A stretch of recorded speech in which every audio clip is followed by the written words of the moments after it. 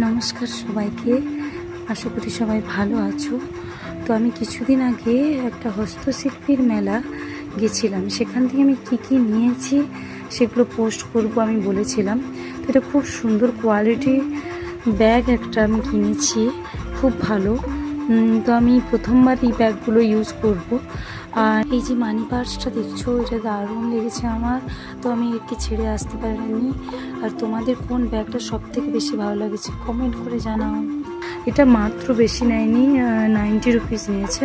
এই হস্তশিল্পী থেকেই আমি নিয়েছি। ওটা সোমবার পর্যন্ত 5 দিন না 4 দিন ছিল মেলাটা। খুব ভালো কোয়ালিটি দিয়েছে। তোমরা যদি নিতে চাও ফেসবুক থেকে অহনা গহনা থেকে এই ব্যাগটা নিতে পারো। খুব ভালো দিদির হাতের কাজ, তার মানে কালেকশানও এত ভালো। এই ব্যাগটাও নিয়েছি নতুন, বেশ বড় হবে, নতুন স্টাইলিশ দেখছি, তো একটু আলাদা কোয়ালিটির, তো খুব ভালো, প্রত্যেকটা জিনিসই সুন্দর।